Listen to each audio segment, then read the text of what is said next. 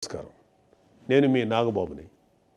మన దేశంలో కులం అనేది మనకి నచ్చినా నచ్చకపోయినా ఒక సోషల్ రియాలిటీ. కులరహిత సమాజం కోరుకోవటం ఒక ఐడియల్ థాట్. అది చాలా ఉన్నతమైన ఆలోచన. మనం గుర్రం జాషువా గారు చెప్పిన విశ్వనరుడు అనే పరిణితి అందరికీ వచ్చిన రోజు మనకు అసలు రాజకీయ పార్టీలు అవసరమే లేదు. నేను కాపు కులంలో పుట్టాను. నా కులం మీద నాకు గౌరవం ఉంది. అయినా వేరొకరిని కించపరచినంత వరకు ఎవరి కులం మీద వాళ్ళ గౌరవం అభిమానం ఉండటం నేరం ఏమీ కాదు కదా. అయినా కులం అనేది అందరికీ బై బర్తే కానీ ఎవరికి బై చాయిస్ కాదుగా. మనం ఎక్కడ పుట్టాలో మనం నిర్ణయించుకోలేం, కానీ ఎలా బతకాలో అది మాత్రం మనం నిర్ణయించుకోవచ్చు. బట్ రాజకీయాల్లో ఐడియల్ సినారియోస్ కన్నా ప్రాక్టికల్గా ఉంటూ రియలిస్టిక్గా మాట్లాడాలి కాబట్టి కులం అనే రియాలిటీ గురించి మాట్లాడక తప్పదు. అందుకే పవన్ కళ్యాణ్ గారు ఎంతగానో ఆలోచించి జనసేన మూల సిద్ధాంతాల్లో ఒకటైన కులాలను కలిపే ఆలోచన విధానం గురించి చెప్పారు. మన సమాజంలో పెద్ద సంఖ్యాబలం ఉన్న కులాలు చిన్న సంఖ్యలో ఉన్న కులాలను భుజం తట్టి ప్రోత్సహిస్తే మనకి సామాజిక న్యాయం అనేది ఆటోమేటిక్గా జరుగుతుంది. అందుకే కళ్యాణ్ గారు ఒక మాట అన్నారు. రాష్ట్రంలో అధిక శాతం జనాభా ఉన్న కాపులు ఒక పెద్దన్న పాత్ర పోషించాలి అని. దీనికి మంచి ఉదాహరణ మొన్న జనసేన పార్టీ పోటీ చేసిన అనకాపల్లి అసెంబ్లీ సీటు. అక్కడ 40% కాపులు ఉన్నా కూడా జనసేన ఆ సీటుని ఒక బీసీ సోదరుడైన గౌర సామాజిక వర్గానికి చెందిన శ్రీ కొణతాల రామకృష్ణ గారికి ఇచ్చింది. కళ్యాణ్ గారు చెప్పినట్లుగానే కాపులు గౌరలు కలిసిమెలిసి పనిచేసి ఆ సీటుని గెలిపించుకున్నారు. అసలు జనసేన మీద కులముద్ర వేసి విషం చిమ్ముదామని చూసి ఎవరైనా ఈ ఒక్క ప్రశ్నకు సమాధానం చెప్పగలరా? 40% కాపులు ఉన్న నియోజకవర్గంలో 20% ఉన్న గౌరవ సోదరులకు టికెట్ ఎందుకు ఇచ్చాం? అలాగే విశాఖపట్నం సౌత్లో కూడా కుల సమీకరణాలు పక్కన పెట్టి బీసీ యాదవ సోదరుడికి సీట్ ఎందుకు ఇచ్చాం? ఎందుకంటే మేము కులాలను కలుపుతూ ముందుకు వెళ్ళాలి అని మనసా వాచా కర్మణ నమ్మేవాళ్ళం కాబట్టి.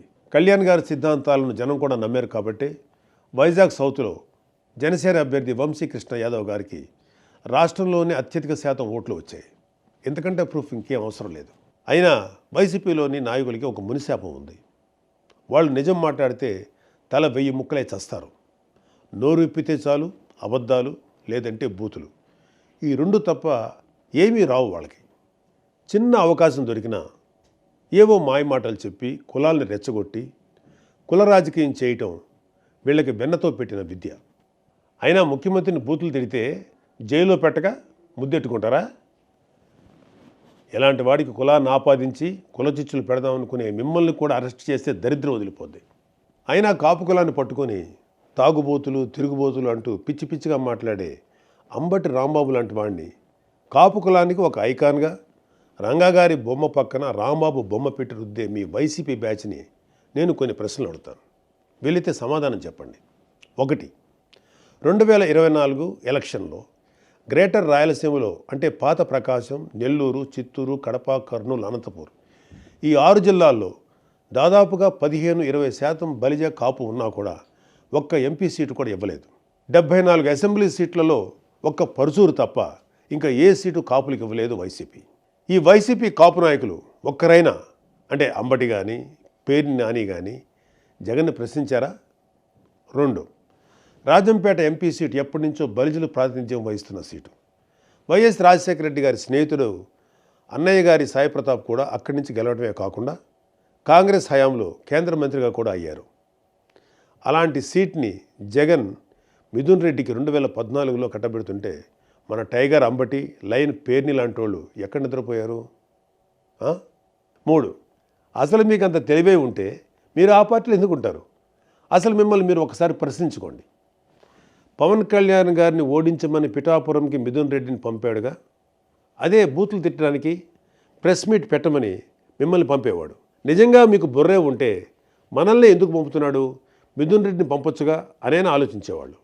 4. అసలు రాంబాబు పక్కన రంగా గారి బొమ్మ పెట్టాలి అని ఐడియా ఇచ్చిన వాడిని ముందు మీ పార్టీని సస్పెండ్ చేయండి జగన్ గారు. మీ 11 సీట్లలో 6 సీట్లు పోయే ఐడియా ఇది. మీకు నిజంగా రంగా గారి మీద అభిమానమే ఉండుంటే ఆయన కొడుకు రాధాని పార్టీ నుంచి టికెట్ ఇవ్వకుండా బయటికి పంపేసి రంగా గారిని తిట్టిన గౌతమ్ రెడ్డిని ఏదో నామకే వాస్తే సస్పెండ్ చేసి మళ్ళీ ఏపీ ఫైబర్ నెట్ చైర్మన్ చేసేవారా? 5.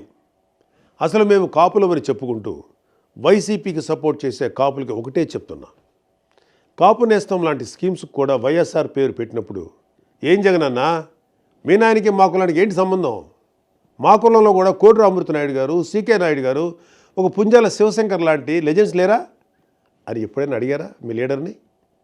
ముందు ఆయన్ని అడిగి అప్పుడు పవన్ కళ్యాణ్ని ప్రశ్నించండి.